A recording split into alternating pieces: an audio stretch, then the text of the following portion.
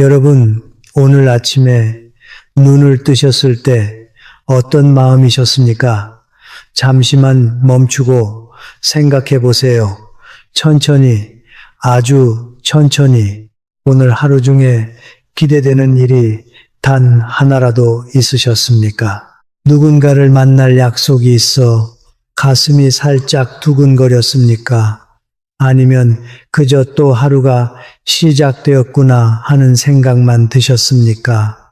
저는 지금 이 질문을 여러분께 진지하게 드리고 싶습니다. 제가 살아오면서 참 많은 어르신들을 배웠습니다. 시골 마을의 경로당에서, 도시의 공원 벤치에서, 병원 대기실에서, 그리고 가까운 친지의 집에서 그분들께 비슷한 질문을 드리면 대부분 잠시 멈추십니다. 눈빛이 흐려지시고 입가에 옅은 미소를 띠시면서 조용히 말씀하시지요. 글쎄요, 딱히 기대되는 일이 없는 것 같네요. 그 한마디가 저는 오래도록 마음에 남았습니다. 그 한마디 안에는 너무 많은 이야기가 담겨 있었습니다. 평생을 열심히 살아오신 분이 정작 자기 자신을 위한 기대 하나 가지지 못하고 계시다는 것, 자식을 키워보내고 부부가 둘이 남거나 혹은 홀로 남으셨을 때 갑자기 자기 앞에 펼쳐진 그 빈 시간을 어떻게 채워야 할지 모르시겠다는 것, 어쩌면 평생 자기 자신을 위해 무언가를 기대해 본 적이 별로 없으셨기 때문일지도 모릅니다. 저는 그 한마디를 들을 때마다 잠시 숨이 멈추는 것 같았습니다. 평생을 그토록 부지런히 살아오셨는데, 자식을 키우시고 직장에 다니시고 가족을 부양하시고 그 모진 시절을 다 견뎌내셨는데, 어째서 인생의 황금기라 불러야 마땅한 이 시간에 하루가 점점 더 무겁게만 느껴지는 걸까요? 어째서 시간이 많아질수록 오히려 시간이 사라지는 것처럼 느껴지는 걸까요? 이 모순 앞에서 저는 오랜 시간 머물러야 했습니다. 젊은 시절에는 시간이 부족해서 힘드셨을 겁니다. 아침에 눈을 뜨면 해야 할 일이 산더미처럼 쌓여 있었지요. 출근 준비를 하고 아이들 도시락을 싸고 시부모님 안부를 여쭙고 직장에서는 또 그 직장의 일이 끝없이 이어졌습니다. 저녁이 되면 녹초가 되어 잠자리에 드시면서도 그 분주함이 사실은 살아있다는 증거였습니다. 그 시절에 우리는 시간이 너무 빨리 간다고 한탄했습니다. 좀 더 천천히 흘러주었으면 좋겠다고. 그런데 이상하지요. 막상 시간이 많아진 지금은 그 많은 시간이 오히려 우리를 무겁게 누릅니다. 시간이 적어서가 아니라 시간을 채울 무언가가 사라져서 그래서 무거운 것입니다. 저는 이 차이를 깨닫는데 참 오랜 시간이 걸렸습니다. 처음엔 단순히 외로움이라고 생각했습니다. 자식들이 멀어졌으니 외로운 거다. 친구들이 떠나갔으니 쓸쓸한 거다. 그런데 외로움만으로는 설명되지 않는 무엇이 있었습니다. 가족들과 함께 있어도 무거우신 분이 계셨고, 친구들 사이에 둘러싸여 있어도 시들해 보이시는 분이 계셨습니다. 그러니 문제는 바깥에 있지 않았던 겁니다. 문제는 우리 안에 있었습니다. 오늘 제가 여러분께 드리고 싶은 이야기는 바로 이것입니다. 나이가 드는 것과 삶이 시들해지는 것은 결코 같은 일이 아니라는 것입니다. 나이는 누구에게나 공평하게 흘러갑니다.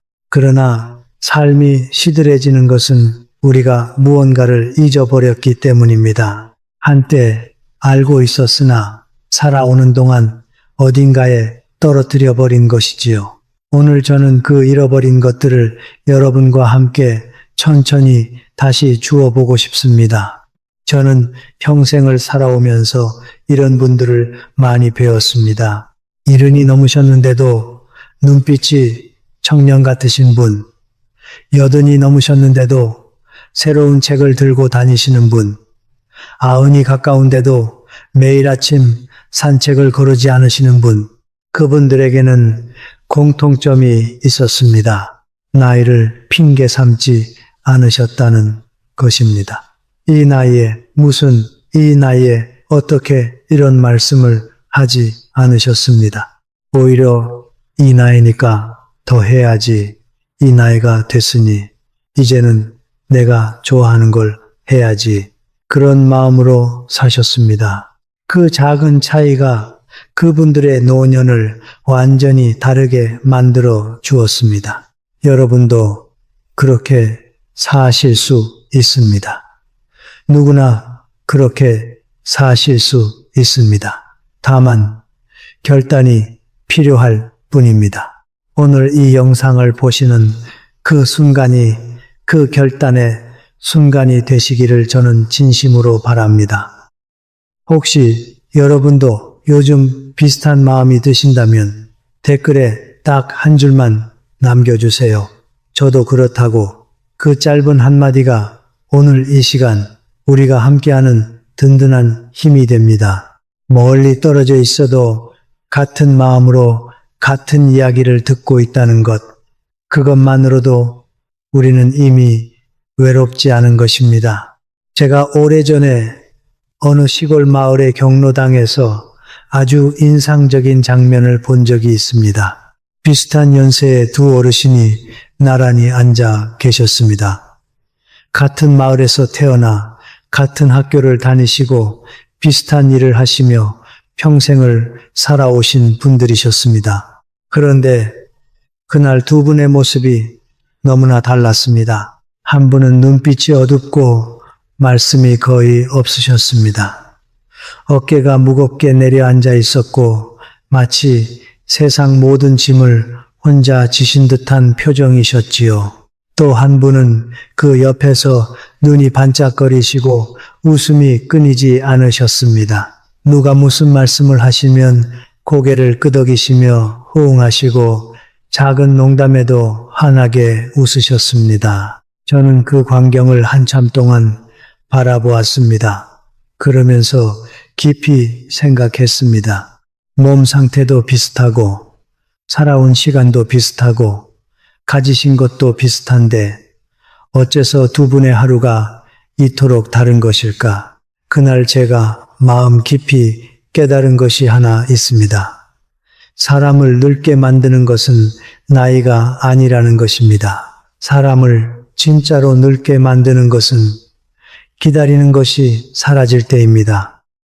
기다림이 없어진 사람은 아직 젊어도 이미 늙은 것이고 기다림이 있는 사람은 아무리 나이가 들어도 여전히 청춘인 것입니다. 밝게 웃으시던 그분께 제가 슬며시 여쭤보았습니다.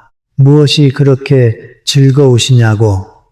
그분께서 잠시 생각하시더니 이렇게 대답하셨습니다. 별거 없어요. 오늘은 손녀가 학교에서 그림 그린 걸 보여주러 온대요. 내일은 옆집 할머니랑 콩나물 다듬는 거 도와주기로 했고요. 모레는 동네 한 바퀴 걸으면서 단풍 보러 갈 거예요. 그게 다였습니다. 거창한 약속도 아니고 큰 행사도 아니었습니다. 그저 매일매일 작은 기다림이 있을 뿐이었지요. 그런데 그 작은 기다림들이 그분의 눈을 빛나게 하고 있었습니다. 저는 그날 집으로 돌아오면서 오랫동안 그 두 어르신을 마음에 담아 두었습니다. 그리고 깨달았습니다. 행복이라는 것이 무슨 대단한 것이 아니구나. 행복은 매일 작은 무엇 하나를 기다리는 마음에서 시작되는구나. 내일 손주가 온다는 것, 다음 주에 친구를 만난다는 것, 봄이 되면 꽃이 핀다는 것, 가을이 되면 단풍을 볼 수 있다는 것, 이런 사소한 기다림들이 우리의 하루를 환하게 만들어줍니다. 큰 행복은 작은 기다림들이 모여서 만들어지는 것입니다. 한국의 어르신들은 평생을 참고 사셨습니다. 자식을 위해 참으셨고, 체면을 지키기 위해 참으셨고, 형편이 어려워 참으셨고, 나중에 하겠다고 미루며 사셨습니다. 그런데 여러분, 나중이라는 시간은 생각보다 훨씬 빠르게 지나가 버립니다. 우리가 나중에 하겠다고 미뤄둔 일들이 어느 순간 돌아보면 영영 할 수 없는 일이 되어 있습니다. 지금 여러분의 하루에 오롯이 여러분 자신을 위한 시간이 얼마나 있으십니까? 한번 진지하게 헤아려 보세요. 다른 누구도 아닌 여러분 자신을 위해서 말입니다. 저는 이런 말씀을 자주 떠올립니다. 사람에게 가장 무서운 적은 자기 자신이라는 말. 외부에서 오는 어려움은 누구나 견뎌낼 수 있습니다. 그런데 우리 안에서 일어나는 체념과 포기, 그것이야말로 우리를 가장 빠르게 무너뜨립니다. 어느 날 아침, 거울 앞에 섰을 때 더 이상 자신을 향해 미소 짓지 않게 되면 그때부터가 위험한 시작입니다. 어느 날 저녁 잠자리에 들면서 내일이 와도 별다를 게 없을 거라는 생각이 들면 그때부터 우리는 늙어가기 시작합니다. 하지만 다행스러운 것이 있습니다. 이 노화는 멈출 수 있다는 것입니다. 몸의 노화는 인간이 어찌할 수 없는 자연의 흐름이지만 마음의 노화는 우리의 선택입니다. 오늘 무엇을 기다리겠다고 마음먹는 순간 우리는 다시 젊어집니다. 오늘 무엇 하나라도 새로 시작하겠다고 결심하는 순간 시간은 다시 우리 편이 됩니다. 단 한 번도 늦은 적이 없으셨습니다. 그저 지금 이 순간을 다시 시작점으로 삼으시면 됩니다. 제가 알고 지내는 한 할머니가 계십니다. 올해로 78이 되셨고 혼자 사신 지 10년이 넘으셨습니다. 자식들은 명절에나 얼굴을 보이고 평소에는 전화 한 통이 전부라고 하셨지요.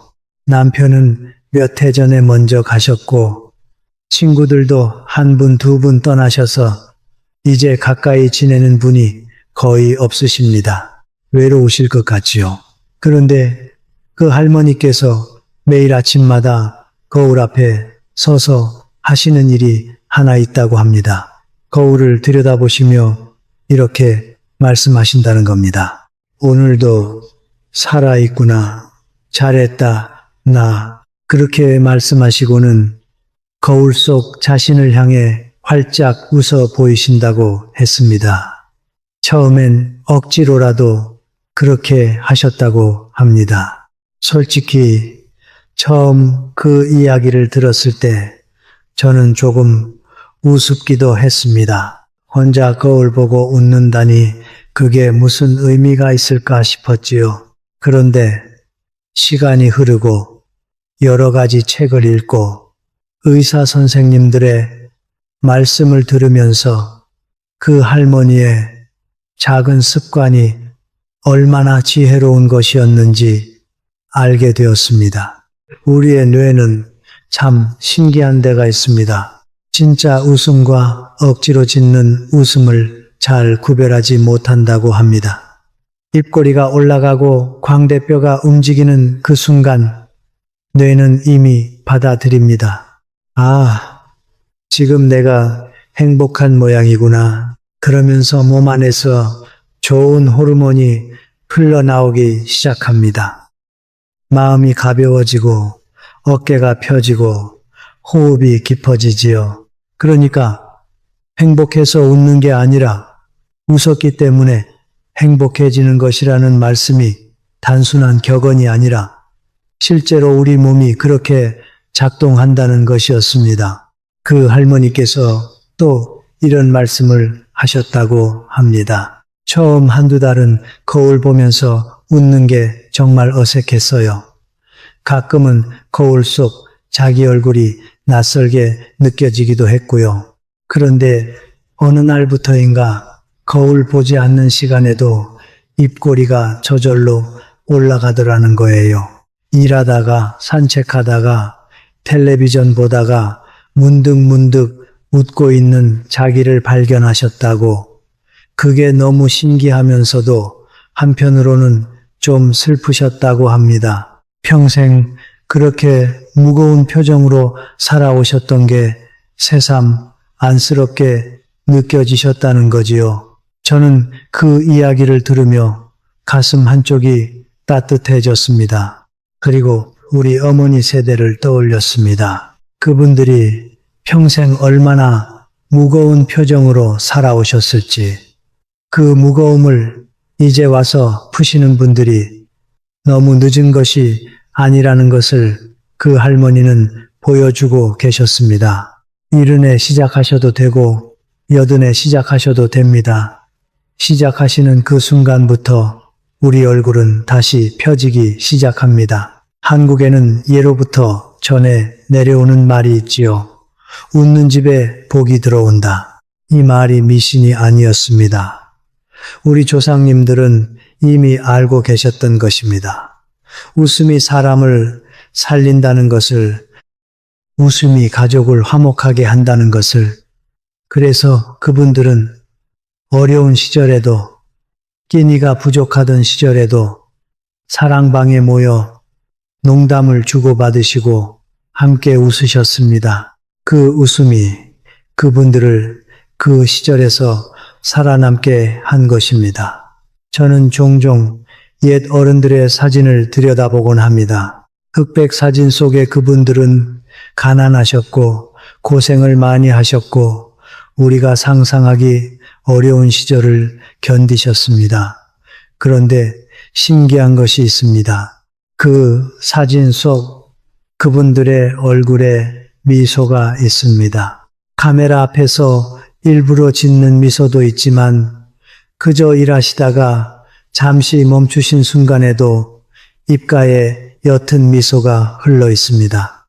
그분들은 가진 것이 별로 없으셨지만 웃음만큼은 잃지 않으셨던 것입니다. 그래서 그분들이 그 험한 시절을 넘기실 수 있으셨던 거지요.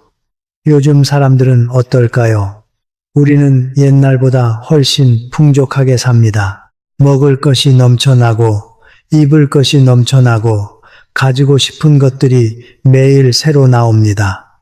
그런데 사람들의 얼굴에서 웃음이 점점 사라지고 있습니다. 지하철을 타보세요.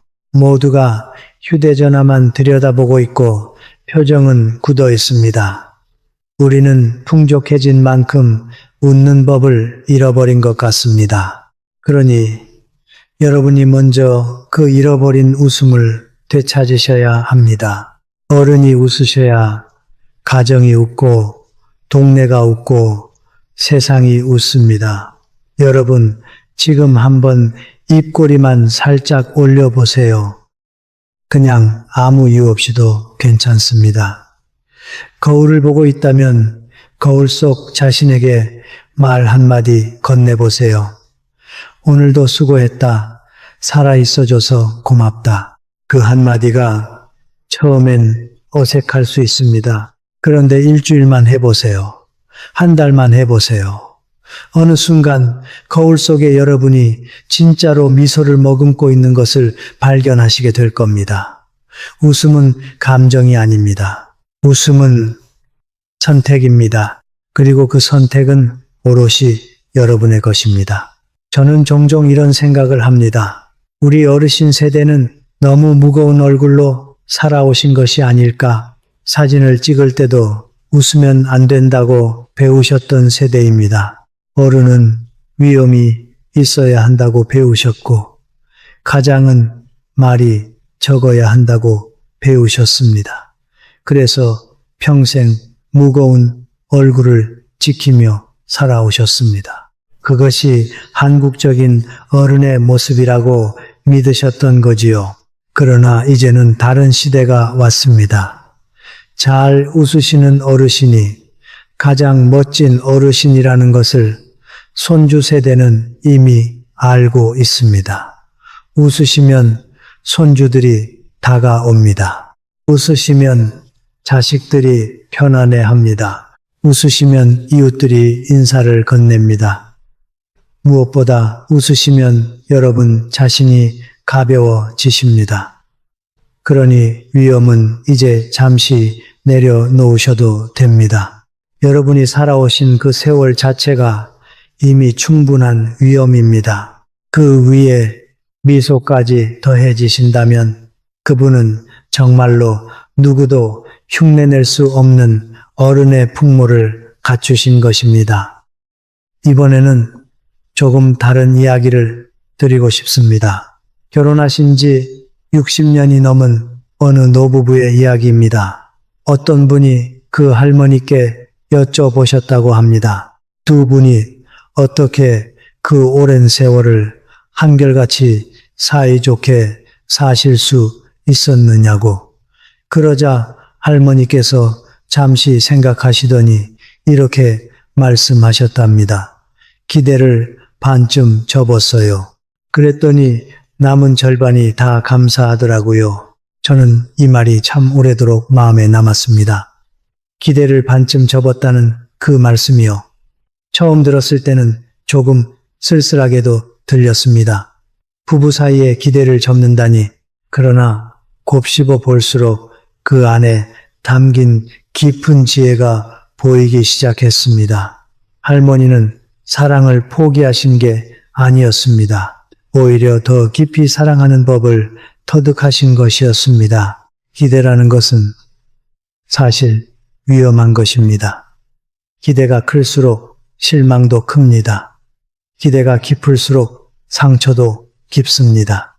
그리고 그 실망과 상처는 정작 우리가 가장 사랑하는 사람들로부터 받게 됩니다. 모르는 사람에게는 기대하지 않으니 실망할 일도 없지만 사랑하는 사람에게는 기대가 크기에 작은 일에도 마음이 무너지는 것입니다. 그래서 어떤 분들은 사랑하기를 멈춰 버리시기도 합니다. 다칠 바엔 차라리 마음을 닫겠다고 하시는 거지요. 그러나 그것은 해결책이 아닙니다. 마음을 닫으면 우리 자신부터 시들어 갑니다. 그 할머니께서 찾으신 길은 다른 것이었습니다.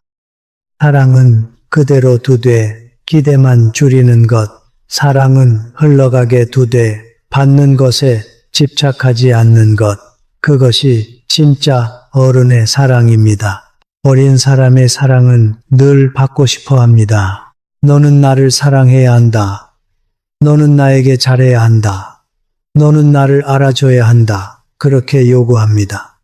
그러나 어른의 사랑은 다릅니다. 그저 곁에 있어주는 것만으로, 그저 살아있어주는 것만으로 충분하다고 합니다.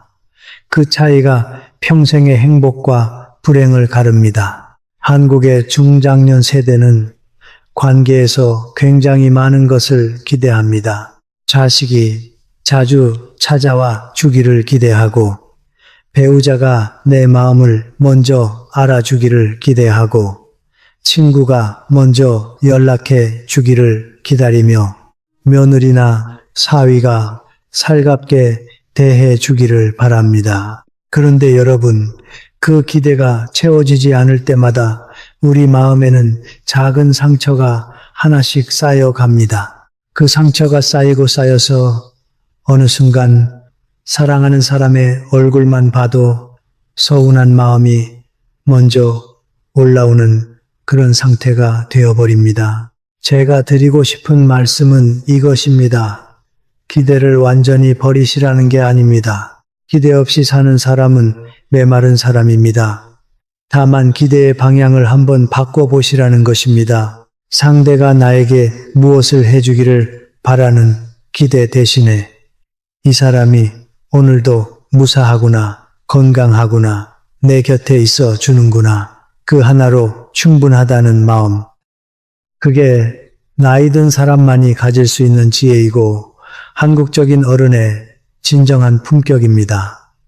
자식이 전화를 자주 하지 않는다고 서운해하지 마세요. 자식이 자기 자리에서 자기 일을 잘 해내고 있다는 그 사실 하나로 여러분의 인생은 이미 성공한 것입니다. 배우자가 다정한 말 한마디 안 해준다고 섭섭해하지 마세요. 그 사람이 매일 아침 여러분 곁에서 눈을 뜬다는 그 사실이 어느 날 갑자기 가장 그리운 일이 됩니다. 친구가 먼저 연락하지 않는다고 야속해하지 마세요. 그 친구가 어딘가에서 잘 살아있다는 소식 한 줄만 들어도 그건 큰 축복입니다. 저는 자식이 부모에게 자주 연락하지 않는 데에는 여러 이유가 있다고 생각합니다. 무관심해서가 아닙니다. 미워서도 아닙니다. 그저 자기 인생을 살아가느라 정신이 없어서입니다. 여러분이 젊으셨을 때 어떠셨는지 한번 떠올려 보세요. 부모님께 매주 전화 드리셨습니까? 매주 찾아뵈셨습니까? 솔직히 그렇지 않으셨을 겁니다. 살아가는 일이 너무 바빠서 자꾸만 미루고 그러다 어느 날 부모님이 돌아가시고 나서야 못다 한 일들이 가슴에 사무쳐 오는 거지요.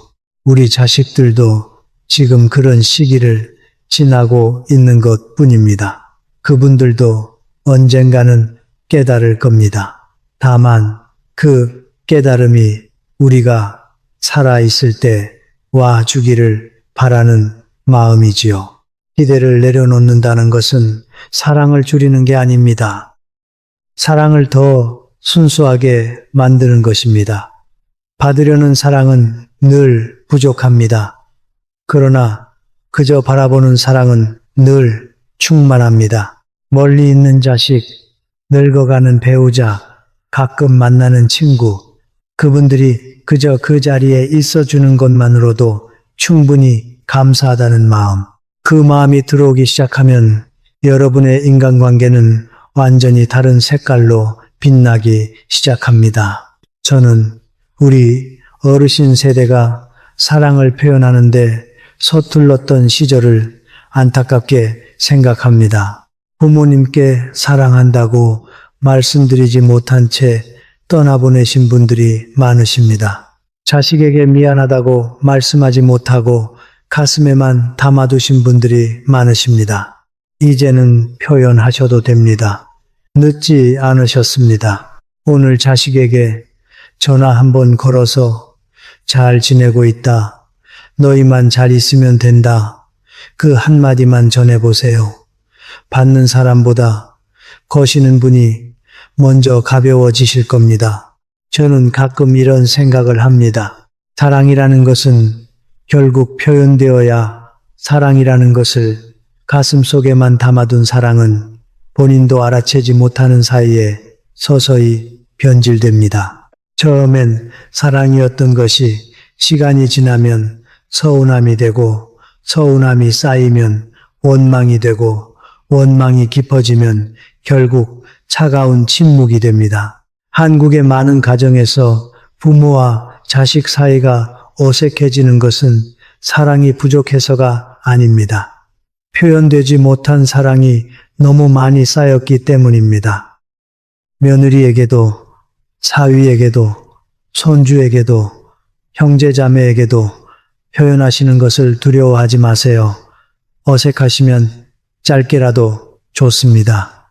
오늘 보니 좋다. 네가 와줘서 기쁘다.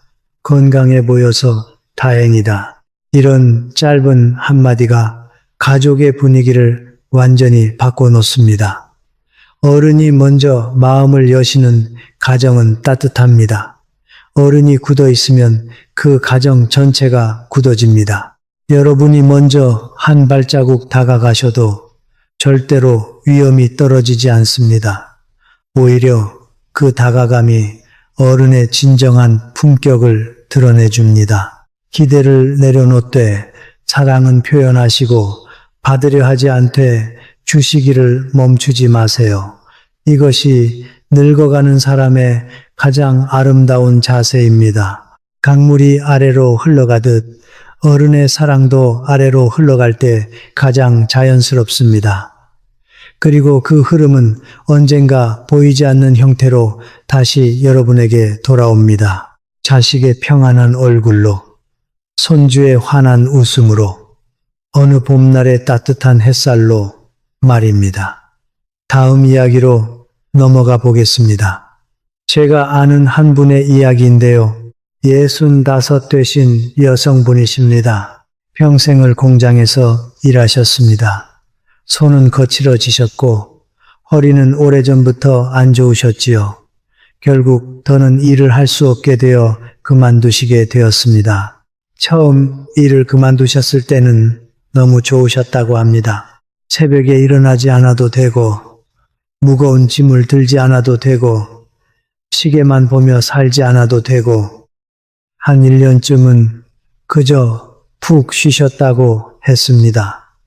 그런데 어느 날 저에게 이런 말씀을 하셨어요. 몸은 편한데 자꾸 내가 없어지는 느낌이 들어요. 그 말씀이 오래도록 제 가슴에 남았습니다. 내가 없어지는 느낌. 여러분, 이 느낌이 어떤 것인지 아십니까? 그건 단순한 외로움이 아닙니다. 그건 자기 자신이 점점 흐려지는 느낌입니다. 어제의 나와 오늘의 나가 다르지 않고 오늘의 나와 내일의 나가 똑같을 것 같은 느낌. 시간은 흐르는데 나는 그대로 멈춰 있는 것 같은 느낌. 그게 사람을 가장 빨리 시들게 만듭니다. 그분은 그 후 어떻게 하셨을까요? 동네 복지관에 가셔서 그림 수업에 등록하셨습니다. 평생 붓 한 번 잡아본 적이 없으신 분이셨어요. 첫 수업날 손이 떨려서 선 하나 긋는 것도 어색하셨답니다. 옆자리에 앉으신 분들은 다 잘 그리시는데 자기만 못 그리는 것 같아 부끄러우셨다고 했지요.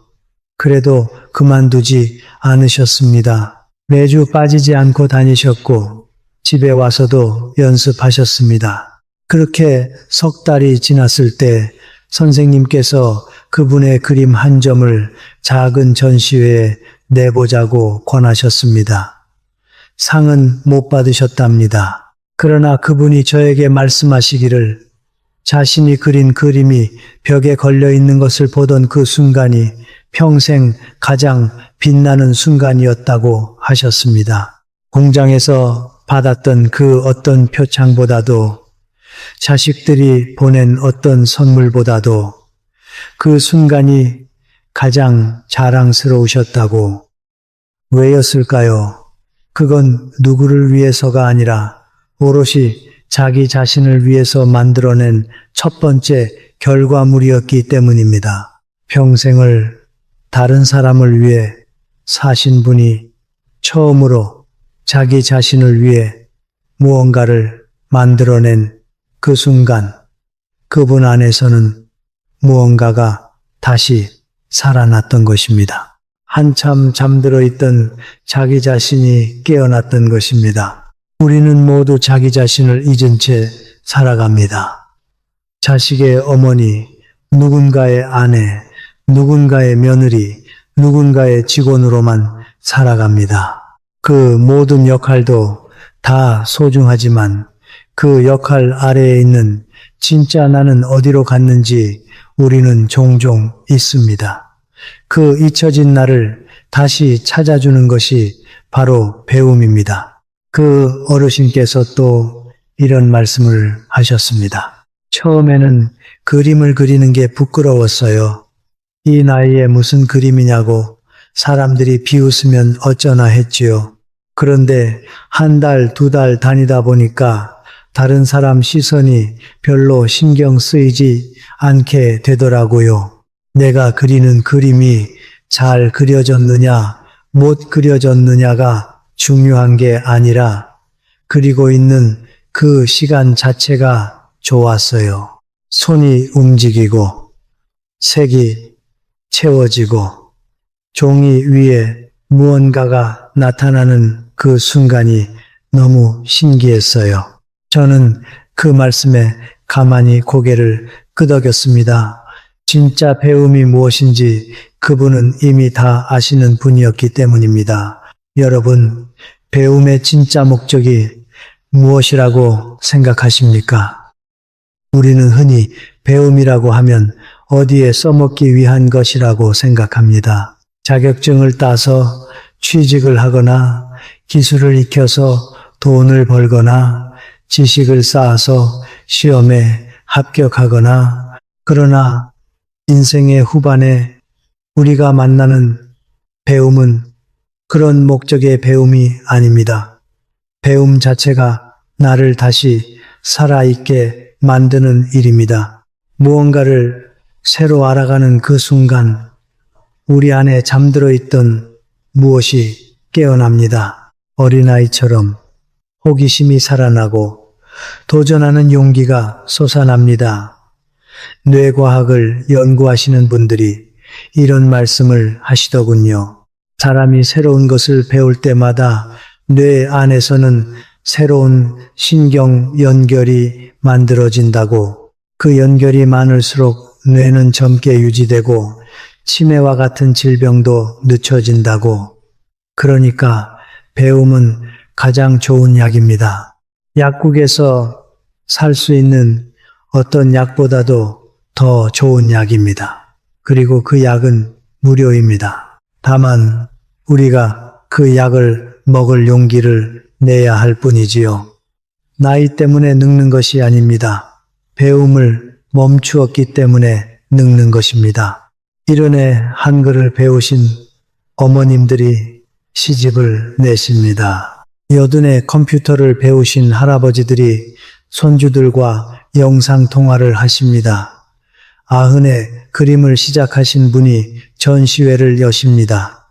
그분들은 모두 알고 계셨던 겁니다. 배움 앞에서는 나이가 아무 의미가 없다는 것을, 오히려 오래 살아오신 만큼 배우는 것의 깊이가 다르다는 것을, 무엇을 배우셔도 좋습니다. 거창할 필요 없습니다. 새로운 요리 한 가지여도 좋고, 화초 키우는 법이어도 좋고, 좋아하는 가수의 노래 한 곡이어도 좋습니다. 중요한 것은 어제 나는 모르던 것을 오늘의 내가 알게 되는 그 작은 기적을 매일 만들어가는 일입니다. 그 기적이 쌓이면 어느 순간 여러분은 깨닫게 되실 겁니다. 아, 나는 아직 시들지 않았구나. 나는 아직 자라고 있구나. 그 자각이 우리를 진짜로 젊게 만듭니다. 저는 한 어르신을 알고 있습니다. 70이 넘어서 처음으로 컴퓨터를 배우신 분입니다. 처음엔 마우스를 어떻게 잡는지도 모르셨다고 합니다. 손주가 옆에서 가르쳐줘도 자꾸 헷갈리시고 키보드를 누르는 손이 떨려서 글자 하나 치는데도 한참 걸리셨답니다. 자존심이 상해서 그만두고 싶으셨던 적도 여러 번이라고 하셨지요. 그런데 그분께서 끝까지 포기하지 않으신 이유가 있었습니다. 멀리 외국에 살고 있는 손주가 보낸 사진을 직접 컴퓨터로 열어서 보고 싶으셨던 겁니다. 그 마음 하나로 1년을 견디셨습니다. 그리고 마침내 그분은 손주의 사진을 직접 열어보실 수 있게 되셨고, 답장도 쓰실 수 있게 되셨고, 영상으로 손주의 얼굴도 보실 수 있게 되셨습니다. 손주가 처음 영상통화에서 할머니 얼굴을 봤을 때 화면 너머로 울었다고 합니다. 그 어르신께서 저에게 이렇게 말씀하셨어요. 내가 이걸 못했으면 손주 얼굴 영영 못 보고 죽을 뻔했지요. 그러면서 환하게 웃으셨습니다. 그 웃음 안에는 일은 넘어 새 것을 배워낸 사람만이 가질 수 있는 자랑스러움이 있었습니다. 배움은 그래서 단순한 지식의 문제가 아닙니다. 배움은 세상과 나를 다시 연결시켜주는 통로입니다. 우리가 무언가를 배울 때 우리는 그것을 통해서 새로운 사람들과 만나게 됩니다. 새로운 풍경을 보게 됩니다. 새로운 감정을 느끼게 됩니다. 그 모든 새로움이 굳어가던 우리 마음을 다시 부드럽게 풀어줍니다. 어린아이가 매일 자라듯이 배우는 사람은 나이가 들어도 매일 자랍니다. 그리고 자라는 사람은 결코 시드는 법이 없습니다. 여러분, 잠시 여기서 한 가지만 여쭤보고 싶습니다. 지금 이 순간 여러분 마음속에 언젠가 한번 해보고 싶다고 생각만 하고 계신 일이 하나라도 있으십니까? 거창하지 않아도 됩니다. 아주 작은 것이어도 좋습니다. 평생 한번 가보고 싶었던 곳, 배우고 싶었던 것, 만나고 싶었던 사람, 만들어 보고 싶었던 것, 무엇이든 좋습니다. 그게 무엇인지 댓글에 남겨주시면 저도 그 마음을 함께 응원해 드리고 싶습니다. 글로 적는 순간 그 일은 이미 한 걸음 가까이 다가옵니다. 저는 사람의 꿈에는 시간이 없다고 믿습니다. 20살에 품은 꿈이 70살에 이루어지는 경우도 많이 보았습니다. 70살에 처음 품은 꿈이 80살에 빛을 발하는 경우도 보았습니다. 우리가 너무 어려서 못한 일이 있는 것처럼 너무 늦어서 못할 일은 사실 거의 없습니다. 다만 우리 마음속에서 이젠 늦었지 하는 생각이 그 꿈을 꺾을 뿐이지요. 그러나 그 생각은 진실이 아닙니다. 진실은 시작하는 그 순간이 늘 가장 좋은 때라는 것입니다. 가슴속에 무언가가 떠오르셨다면 그것을 그냥 흘려보내지 마세요. 종이에 적어 두시거나 가까운 누군가에게 말씀해 두시거나 마음속에 단단히 새겨 두세요.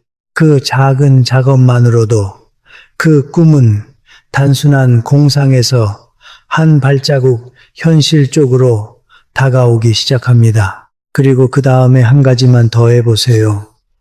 그 꿈을 향한 가장 작은 발걸음 하나만 오늘이나 내일 중에 떼어 보시는 겁니다. 작은 발걸음 하나가 어느 날 큰 변화의 출발점이었음을 깨닫게 되는 날이 옵니다.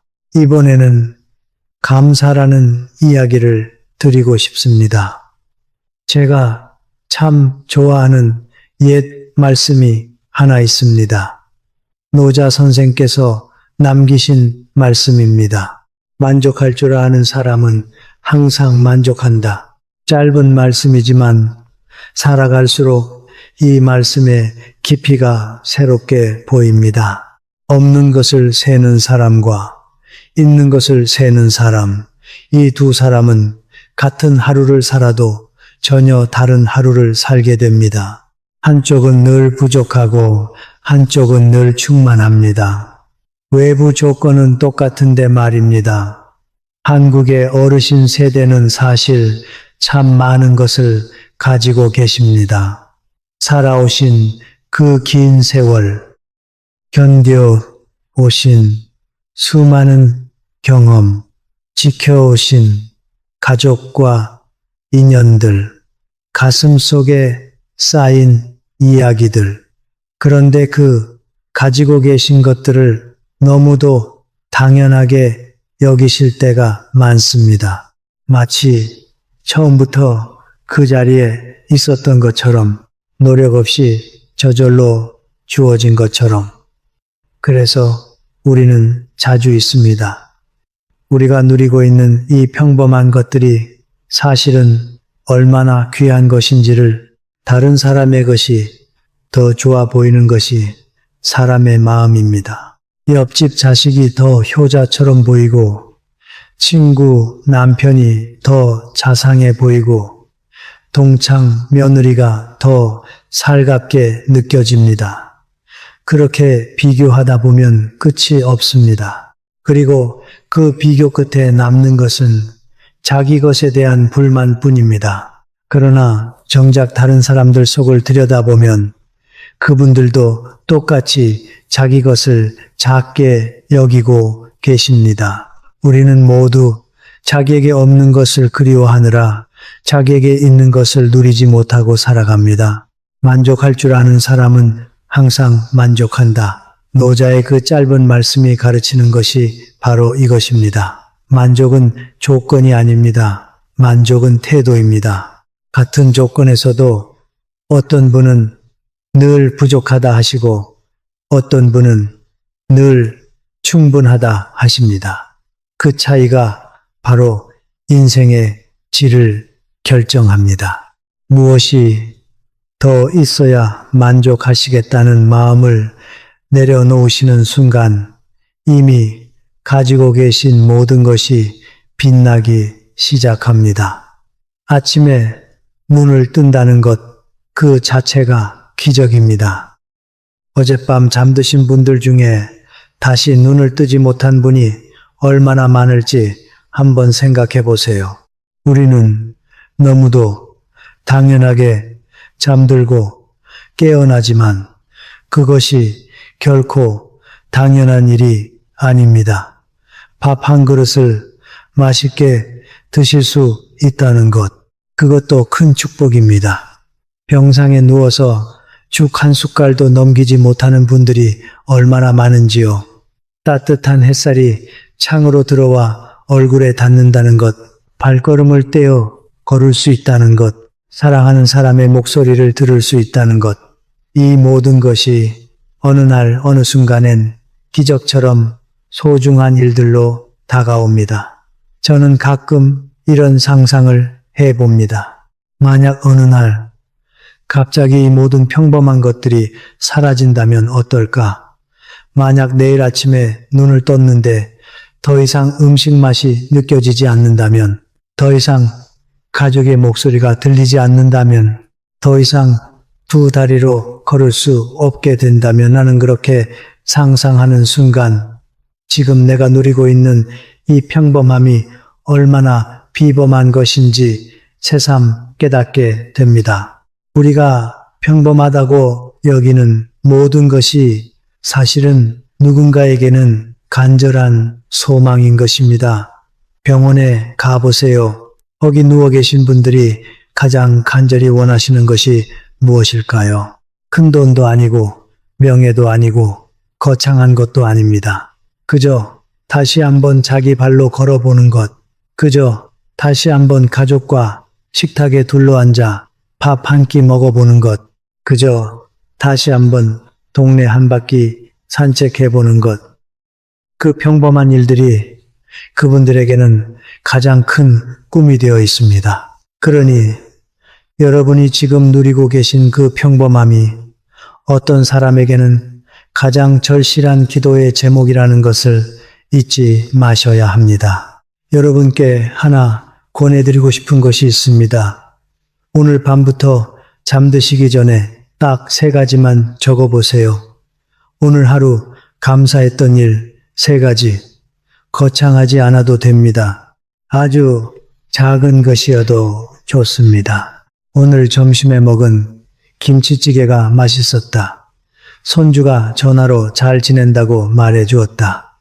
산책길에 본 노란 단풍잎이 예뻤다. 그 정도면 충분합니다. 종이에 적으세요. 손으로 직접 쓰세요. 휴대전화에 적는 것보다 종이에 직접 쓰시는 것이 마음에 훨씬 더 깊이 새겨집니다. 그렇게 한 달만 해보십시오. 한 달이면 90가지의 감사가 모입니다. 어느 한가한 오후에 그 노트를 펼쳐서 처음부터 끝까지 천천히 읽어보세요. 그때 여러분은 깨닫게 되실 겁니다. 내 삶이 이렇게 많은 좋은 것들로 가득 차 있었구나. 내가 보지 못했을 뿐이지 사실은 늘 충만한 하루를 살고 있었구나. 그 깨달음이 여러분의 남은 인생을 완전히 다른 결로 바꿔 놓을 겁니다. 감사는 타고나는 성품이 아닙니다. 감사는 훈련입니다. 운동선수가 매일 같은 동작을 반복해서 근육을 키우듯이 우리도 감사를 매일 연습해야 그 근육이 자랍니다. 처음엔 어색합니다. 뭐가 감사한지 잘 모르겠다는 분들도 계십니다. 괜찮습니다. 그저 적어보세요. 그 어색함을 지나가야만 진짜 감사의 깊은 자리에 다다를 수 있습니다. 제가 한 가지 더 말씀드리고 싶은 것은 감사라는 것이 결국 우리 자신을 위한 일이라는 것입니다. 감사는 받는 사람을 위한 것이 아니라 하는 사람을 위한 것입니다. 우리가 누군가에게 고맙다고 말씀드릴 때 그 고마움이 가장 먼저가 닿는 곳은 다른 사람의 가슴이 아니라 우리 자신의 가슴입니다. 감사를 말하는 순간 우리의 마음은 가벼워지고 굳어있던 무엇이 풀어지고 닫혀있던 문이 열립니다. 그래서 감사는 베푸는 것이 아니라 받는 것입니다. 자기 자신에게 주는 가장 큰 선물입니다. 저는 가끔 이런 생각을 합니다. 우리가 살아오는 동안 받은 것이 얼마나 많은가. 부모님께서 주신 생명, 선생님들이 가르쳐 주신 지혜, 친구들이 나눠준 시간, 자식들이 안겨준 기쁨, 이웃들이 베풀어 준 정, 이 모든 것이 차곡차곡 쌓여서 지금의 우리를 만들어 주었습니다. 우리가 혼자 힘으로 여기까지 온 것이 아닙니다.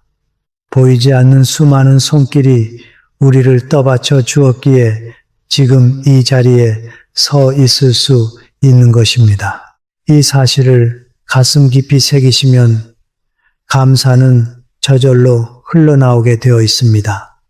오늘 저녁 만약 시간이 되신다면 노트 하나를 마련해 보세요. 굳이 새 노트가 아니어도 좋습니다. 옛날에 쓰시던 다 쓴 다이어리도 좋고 손주가 두고 간 공책의 빈 페이지도 좋습니다. 그 위에 천천히 손글씨로 적어보세요. 오늘 감사한 일 3가지, 그리고 그 옆에 날짜도 함께 적어두시면 좋습니다. 시간이 지나면 그 노트는 여러분 인생의 가장 값진 보물이 되어 있을 겁니다. 제가 한 분 더 떠올리고 싶은 어르신이 계십니다. 그분은 평생을 성실하게 일하신 분이셨습니다. 자식들을 모두 잘 키우셨고 빚 없이 집도 마련하셨고 통장에 어느 정도의 노후 자금도 모아두셨습니다. 퇴직을 앞두고 계실 때 그분이 저에게 하시던 말씀이 아직도 생생합니다. 퇴직하면 유럽 여행을 가고 싶다. 오래전부터 악기를 하나 배우고 싶었다.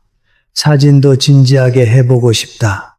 그동안 시간이 없어서 못했던 것들을 하나하나 다 해보겠다고 하셨지요. 그런데 정작 퇴직을 하시고 나서는 자꾸 미루셨습니다. 유럽 여행은 너무 돈이 많이 드니까 좀 더 보태서 가자고 하셨고, 악기는 손이 무뎌서 좀 더 운동을 한 다음에 시작하자고 하셨고, 사진은 좋은 카메라를 사야 하니까 가격이 좀 더 내려가면 사자고 하셨습니다. 무엇이든 항상 좀 더 나중에, 좀 더 준비된 다음에 그렇게 미루셨지요. 건강하실 때 해야 한다고 입버릇처럼 말씀하시면서도 정작 행동은 옮기지 못하셨습니다. 그러던 어느 봄날 아침이었습니다. 그분이 쓰러지셨습니다. 갑작스러운 일이었습니다. 다행히 목숨은 건지셨지만 그분의 오른쪽 몸이 예전 같지 않으셨습니다. 걷는 것이 불편해지셨고 말씀하시는 것도 어눌해지셨고 손에 힘이 잘 들어가지 않게 되셨습니다. 통장에는 돈이 그대로 있었습니다. 그렇게 모아두셨던 노후 자금이 거의 손도 대지 않은 채 그대로 있었지요. 그런데 그 돈으로 이제는 할 수 있는 일이 거의 없어지셨습니다. 비행기를 오래 타고 유럽까지 가실 수 없게 되셨고, 악기를 잡으실 수 없게 되셨고, 카메라를 들고 다니실 수 없게 되셨습니다. 병원에서 회복 중이실 때 그분이 저에게 하신 말씀을 저는 평생 잊지 못합니다. 미루지 마세요. 하고 싶은 것이 있으면 오늘 하세요. 내일은 누구도 장담할 수 없습니다. 그 말씀을 하시는 그분의 눈에 눈물이 고이는 것을 보면서 저는 한참 동안 아무 말도 할 수 없었습니다. 그분의 후회가 너무 무거웠기 때문입니다. 그리고 그 후회가 그분 한 분만의 것이 아니라는 것을 저는 알고 있었기 때문입니다. 그분께서 또 이렇게 말씀하셨습니다. 내가 통장 잔액을 들여다볼 때마다 마음이 든든했었어요. 이걸로 뭐든 할 수 있다고 생각했지요. 그런데 지금 보니까 통장 잔액은 그냥 숫자더라고요. 숫자가 나를 데리고 어디로 가주는 게 아니에요. 내 다리가, 내 손이, 내 눈이 그게 진짜 재산이었어요. 그걸 너무 늦게 알았어요. 저는 그 말씀을 들으며 가슴 한쪽이 묵직해졌습니다. 우리 모두가 자칫 잘못하면 똑같은 후회를 안고 살게 될 수 있다는 생각 때문이었지요. 여러분, 가장 비싼 것은 돈이 아닙니다. 가장 비싼 것은 시간입니다.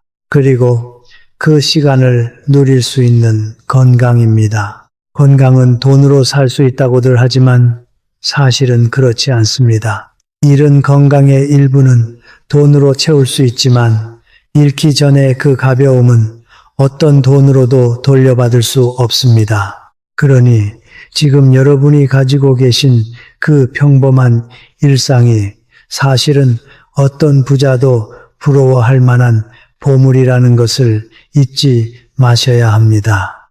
여러분, 나중이라는 시간은 사실 존재하지 않습니다. 우리에게 주어진 것은 오로지 오늘뿐입니다. 어제는 이미 지나갔고 내일은 아직 오지 않았고 우리가 손에 쥐고 있는 시간은 지금 이 순간이 전부입니다. 이 사실을 머리로는 알아도 가슴으로 받아들이기까지는 참 오랜 시간이 걸립니다. 우리는 자꾸만 내일이 있을 거라고, 모레가 있을 거라고, 내년이 있을 거라고 시간을 빌려서 살아갑니다. 그러나 그 빌린 시간은 어느 날 갑자기 회수될 수 있다는 것을 우리는 잊고 삽니다. 저는 가까운 친지를 잃은 적이 여러 번 있습니다. 그때마다 가장 큰 후회가 무엇이었는지 아십니까? 큰 일을 못해드린 후회가 아니었습니다. 작은 일을 못해드린 후회였습니다. 좀 더 자주 전화드릴 걸, 좀 더 자주 찾아뵐 걸, 좀 더 따뜻한 말씀 한마디 더 드릴 걸, 좀 더 오래 같이 식사할 걸. 큰 일은 어차피 할 수 없는 일이라 후회가 덜합니다. 그러나 작은 일은 마음만 먹으면 얼마든지 할 수 있었던 일이기에 후회가 평생 남습니다. 그러니 작은 일을 미루지 마세요. 큰 일보다 작은 일이 늘 더 중요합니다. 오늘 자식에게 전화 한 통 하실 수 있다면 내일로 미루지 마세요. 오늘 친구에게 안부 한마디 전하실 수 있다면 다음 주로 미루지 마세요. 오늘 부모님 산소에 다녀오실 수 있다면 명절까지 미루지 마세요. 오늘 할 수 있는 작은 일을 오늘 하시는 것, 그것이 후회를 줄이는 가장 좋은 방법입니다. 그리고 그것이 후회 없는 인생을 만드는 유일한 길입니다. 저는 여러분께 무리한 일을 하시라는 게 아닙니다. 갑자기 큰 돈을 쓰시거나 무모한 모험을 하시라는 것도 아닙니다. 다만 작은 일 하나라도 오늘 시작해 보시라는 것입니다. 오랫동안 연락하지 못했던 친구에게 전화 한번 걸어보세요. 가보고 싶었던 동네 카페에 한번 들러보세요. 사고 싶었지만 사치 같아서 미뤄두었던 작은 물건 하나를 사보세요. 그 정도면 충분합니다. 작은 실천 하나가 큰 실천의 문을 열어줍니다. 저는 한국의 어르신들께서 자기 자신에게 너무 인색하시다고 느낄 때가 많습니다. 자식에게는 모든 것을 다 주시면서도 정작 본인을 위해서는 작은 것 하나 사지 못하십니다. 맛있는 음식을 보아도 자식이 먹어야지 하시며 참으십니다. 좋은 옷을 보아도 이 나이에 무슨 하시며 지나치십니다.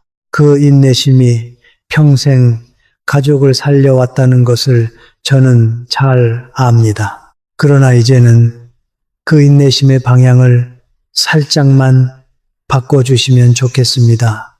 한 달에 한 번이라도, 1년에 몇 번이라도 여러분 자신을 위해 무언가를 해보시는 것입니다. 좋아하시는 음식이 있다면 일주일에 한 번은 꼭 드세요. 가보고 싶은 곳이 있으시면 천천히 계획을 세워서라도 다녀오세요. 옷장에 오래 묵혀둔 옷이 있다면 큰 맘 먹고 새 옷 한 벌을 사보세요. 거창한 일이 아닙니다. 그러나 그 작은 행동 하나하나가 여러분이 여러분 자신을 사랑하고 있다는 증거가 됩니다. 자기 자신을 사랑하지 못하는 사람은 누구에게 사랑을 받아도 그것을 온전히 받아들이지 못합니다. 그러니 자기 자신을 사랑하는 연습부터 오늘 시작하셔야 합니다. 여러분, 인생의 주인공은 여러분이십니다. 자식도 아니고 배우자도 아니고 부모도 아니고 바로 여러분입니다. 이 사실을 결코 잊으시면 안 됩니다. 여러분이 행복하셔야 가족도 행복합니다. 여러분이 환하게 사셔야 자식들도 마음 놓고 자기 인생을 살 수 있습니다. 그러니 여러분이 여러분 자신을 위해 사시는 것은 이기적인 일이 아니라 가장 책임감 있는 일입니다. 여러분의 행복이 가족 전체의 행복의 뿌리이기 때문입니다. 어느 프랑스 철학자께서 이런 말씀을 남기셨습니다. 인간은 자유롭도록 선고받았다. 우리는 자유롭게 태어났고 매 순간 선택해야 하는 존재라는 뜻이지요. 참으며 살 것인가, 즐기며 살 것인가, 미루며 살 것인가, 시작하며 살 것인가, 닫으며 살 것인가, 열며 살 것인가. 그 선택은 다른 누구의 것도 아니고 오직 여러분 자신의 것입니다. 그리고 그 선택은 지금 이 순간에도 여러분 앞에 놓여 있습니다. 이 자유라는 것이 사실 무겁기도 합니다. 누군가가 대신 결정해주면 편할 텐데 우리는 매 순간 스스로 결정해야 합니다. 그래서 어떤 분들은 그 자유를 두려워하시기도 합니다. 그냥 누가 시키는 대로, 그냥 다들 하는 대로, 그냥 어제 하던 대로 그렇게 살아가시는 분들이 많습니다. 그러나 그렇게 살면 내 인생의 주인이 내가 아니게 됩니다. 다른 사람이, 어제의 습관이, 세상의 흐름이 내 삶의 주도권을 가져가 버립니다. 여러분, 오늘부터는 작은 선택부터 의식적으로 해보세요. 오늘 무엇을 드실지, 오늘 누구를 만날지, 오늘 어디를 산책할지 누가 정해주는 대로가 아니라 내가 원해서 선택해 보시는 겁니다. 그 작은 의식적 선택들이 쌓이면 어느 순간 여러분은 깨닫게 되실 겁니다. 아, 내가 내 인생을 살고 있구나. 더 이상 떠밀려 가는 게 아니라 내가 걸어가고 있구나. 그 자각이 우리 남은 인생의 가장 큰 활력이 됩니다. 이제 마무리에 다다른 것 같습니다. 오늘 제가 여러분께 드린 이야기는 사실 어떤 특별한 비법이 아닙니다. 웃는 것, 기대를 내려놓는 것, 새로운 것을 배우는 것, 작은 일에도 감사하는 것, 그리고 오늘을 사는 것, 우리가 이미 다 알고 있던 것들입니다. 다만 살아오는 동안 어느 순간엔가 잊어버린 것들이지요. 어쩌면 너무 익숙해서, 어쩌면 너무 당연해서 우리는 이런 단순한 것들의 무게를 놓치고 살아왔는지도 모르겠습니다. 여러분은 충분히 살아오셨습니다. 충분히 견뎌 오셨습니다. 충분히 희생하셨습니다. 자식을 위해, 부모를 위해, 가족을 위해, 사회를 위해 여러분이 내어주신 시간과 마음이 얼마나 많았는지 저는 짐작조차 할 수 없습니다. 이제는 여러분 자신을 위해 살아도 됩니다. 누구의 허락도 필요하지 않습니다.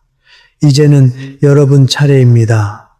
지나간 시간을 후회하지 마세요. 그 시간들이 있었기에 지금의 여러분이 계시는 겁니다. 자식이 아쉽게 자란 것 같으셔도 후회하지 마세요. 그 자식은 여러분이 주신 사랑으로 자기 길을 가고 있습니다. 더 좋은 부모가 되지 못한 것 같으셔도 자책하지 마세요. 여러분은 그 시절에 할 수 있는 최선을 다하셨던 것 뿐입니다. 우리는 모두 그 시절에 할 수 있는 만큼만 할 수 있습니다. 그 이상은 누구도 할 수 없는 것입니다. 남은 인생은 자책의 시간이 아니라 자비의 시간이 되어야 합니다. 자기 자신을 향한 자비, 평생을 그토록 열심히 살아온 자기 자신에게 따뜻한 한마디를 건네주시는 시간. 수고했다. 잘 살았다. 이제는 좀 쉬어도 된다. 그렇게 자기 자신을 토닥여 주시는 시간이 되어야 합니다. 다른 사람에게 친절한 만큼 자기 자신에게도 친절하셔야 합니다. 다른 사람을 용서한 만큼 자기 자신도 용서하셔야 합니다. 오늘 하루 딱 한 가지만 해보세요 하고 싶었는데 미뤄왔던 일 가운데 가장 작은 것 하나만 거창할 필요 없습니다. 누구에게 자랑할 필요도 없습니다. 그저 여러분 자신과의 약속을 하나만 지켜보세요. 그 작은 약속이 여러분 인생의 새로운 시작이 될지도 모릅니다. 아니, 분명히 그렇게 될 것입니다. 작은 변화가 큰 흐름을 만든다는 것을 저는 살아오면서 수도 없이 보아왔습니다. 저는 가끔 강가에 앉아서 흐르는 물을 오래 바라보곤 합니다. 강물은 한 번도 멈춘 적이 없습니다. 그리고 한 번도 뒤로 돌아간 적이 없습니다. 그저 자기 길을 따라 천천히 묵묵히 흘러갈 뿐입니다. 우리 인생도 그와 같아야 한다고 저는 생각합니다. 멈추지 말고 뒤돌아보지 말고 자기 길을 따라 흘러가는 것, 그것이 가장 자연스러운 삶의 방식입니다. 강물이 결국 바다에 다다르듯이 우리 인생도 결국 그 끝에 다다를 것입니다.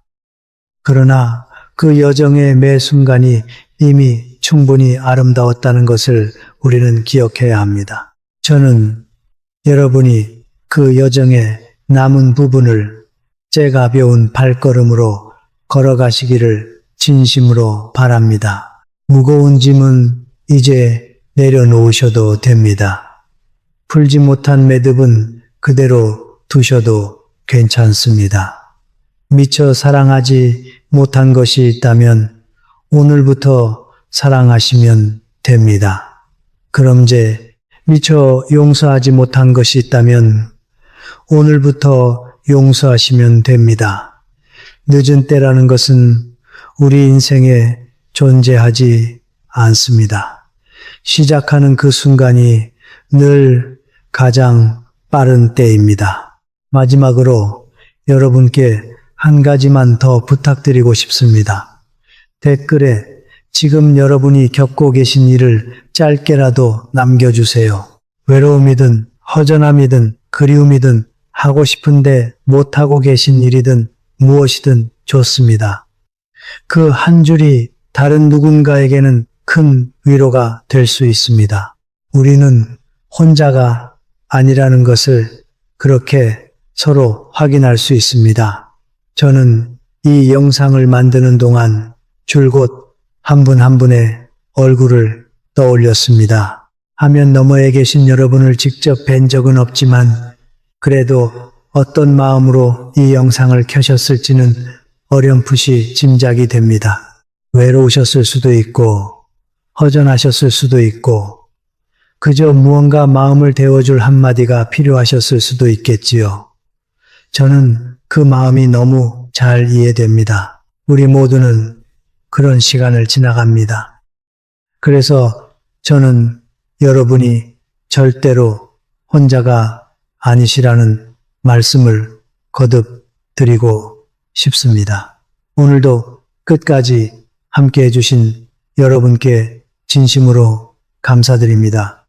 이 시간이 여러분께 작은 위로가 되었기를 바랍니다. 여러분의 오늘이 어제보다 조금 더 가벼우시기를, 여러분의 내일이 오늘보다 조금 더 환하시기를 진심으로 바랍니다. 앞으로도 이런 이야기를 계속 나누고 싶으신 분이 계시다면 구독 버튼을 한번 눌러주세요. 좋아요와 알림 설정도 함께 부탁드립니다. 저와 안민이를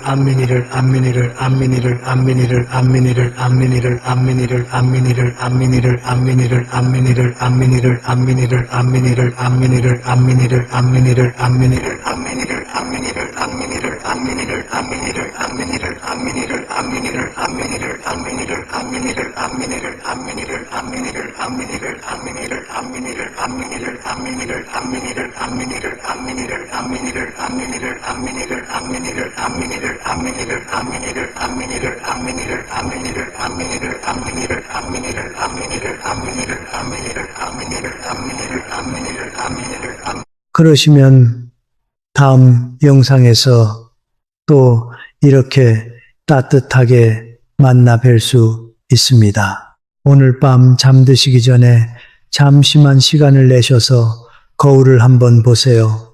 그리고 그 안에 자기 자신에게 따뜻한 말 한마디만 건네주세요.